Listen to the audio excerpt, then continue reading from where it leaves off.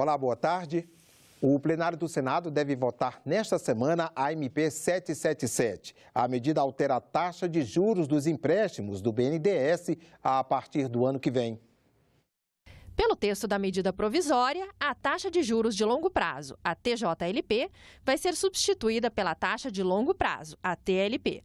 A transição vai ser feita de forma gradual pelos próximos 5 anos. Vai reduzir o juro estrutural do país. Portanto, todos os brasileiros e brasileiras vão ganhar com a redução do juro.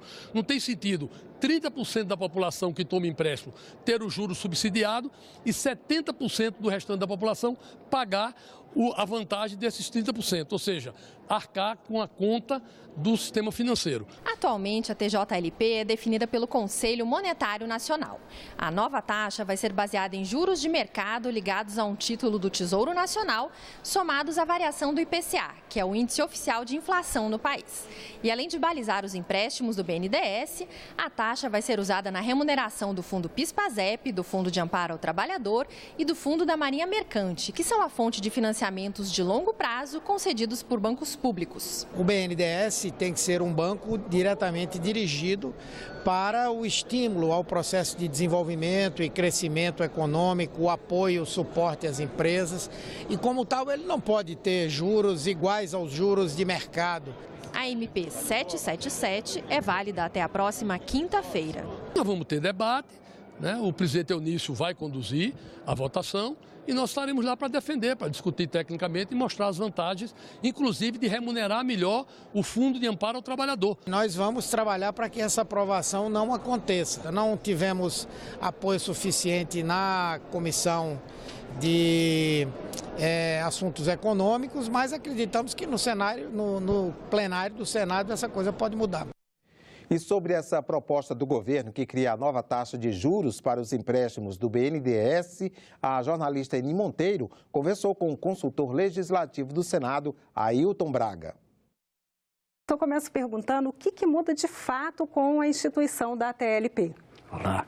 A TJLP, a atual taxa de juros que remunera os empréstimos do BNDES, é fixada trimestralmente pelo Conselho Monetário Nacional, com base em uma fórmula que a torna uma decisão discricionária do governo. Por isso, ela é pouco sensível às variações da taxa Selic, fixada pelo Banco Central com o objetivo de controlar a inflação.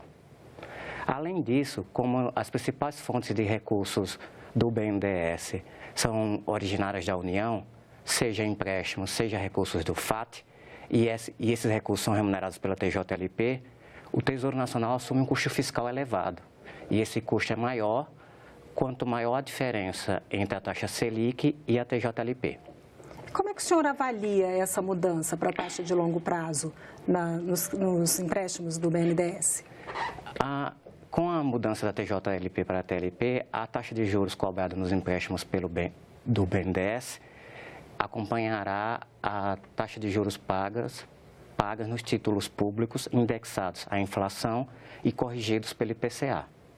Com isso, o subsídio assumido pela União tende a desaparecer, já que a taxa de juros paga pelo BNDES nos empréstimos da União acompanhará o custo de captação do Tesouro Nacional. Além disso, essa taxa se tornará mais sensível à condução da política monetária pelo Banco Central.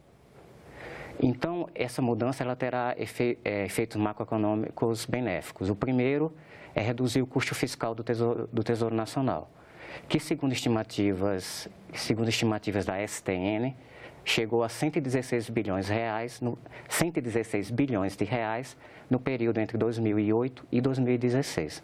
Além disso, como a demanda agregada se tornará mais sensível às variações da taxa Selic, porque os empréstimos concedidos pelo BNDES tenderão a acompanhar as variações da Selic, isso permitirá uma redução tanto da volatilidade quanto do nível da taxa Selic no médio prazo, o que permitirá a redução das taxas de juros cobradas de empresas e consumidores.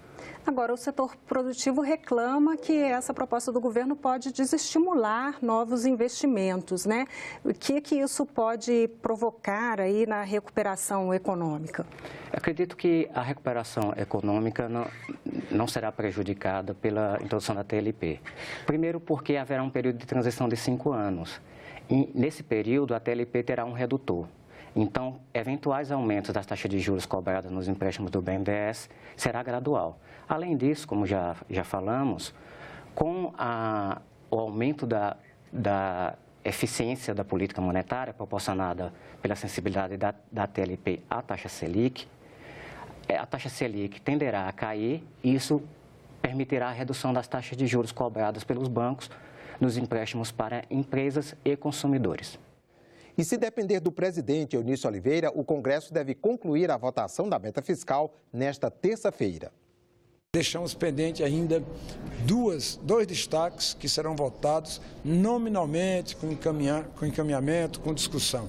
Convidei todos os senadores e deputados e convoquei uma sessão para amanhã, às 19 horas, se não me falha a memória, para amanhã, às 19 horas, complementarmos a chamada lei da ampliação da base fiscal. Por isso, essa semana, embora uma semana curta, nós temos uma pauta intensa, né, que essa discussão com certeza será uma discussão longa.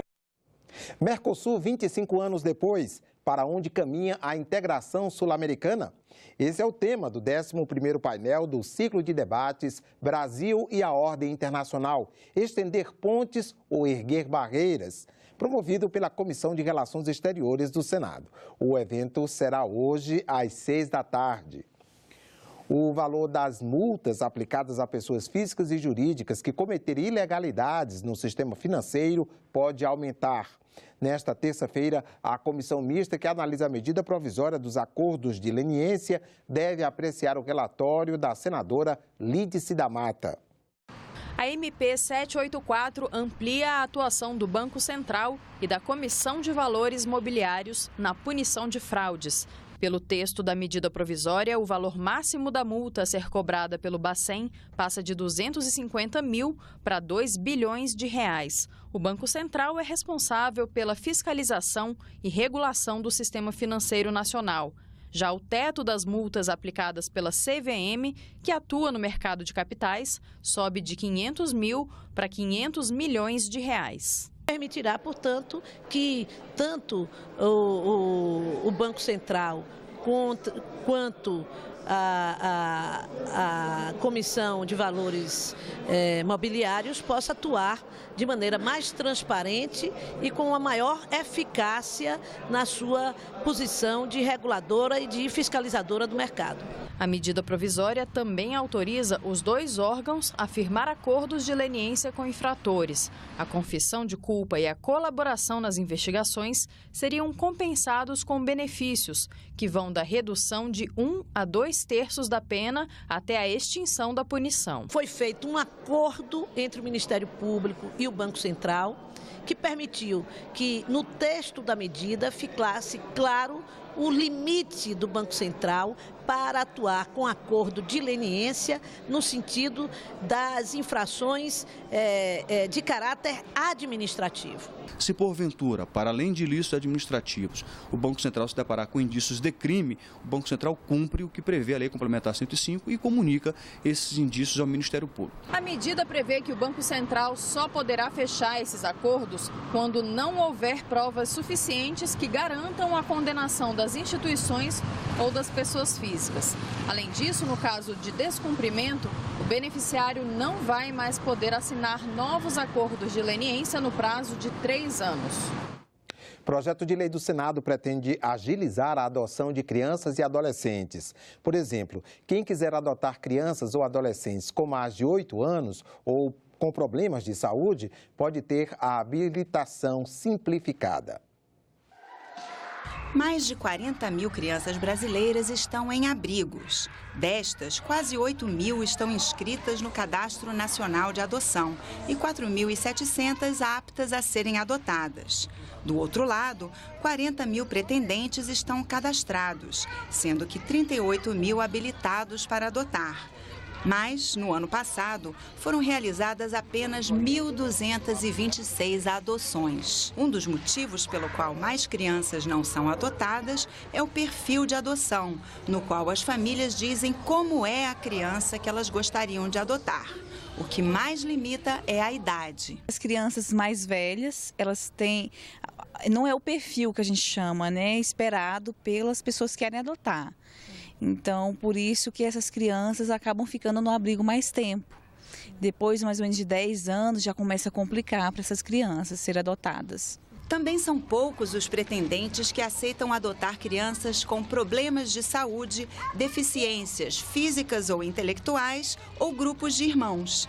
De acordo com o texto em análise no Senado, quem quiser adotar crianças nestas condições pode ter a habilitação acelerada. A ideia é que a prioridade seja o bem-estar das crianças, mas para isso é preciso investimento. Para você garantir celeridade, você tem que ter profissionais que estejam trabalhando com cursos de preparação psicossocial e jurídica, com a realização de avaliação psicossocial. Quem quiser adotar uma criança deve procurar a Vara da Infância e da Juventude mais próxima. E hoje à noite, após o assunto de Estado, assista ao programa Cidadania sobre as novas regras para adoção que estão em debate aqui no Senado. Ficamos por aqui. Você pode rever as reportagens desta edição na nossa página na internet, senado.leg.br/TV. Obrigado pela companhia e continue sintonizado na TV Senado.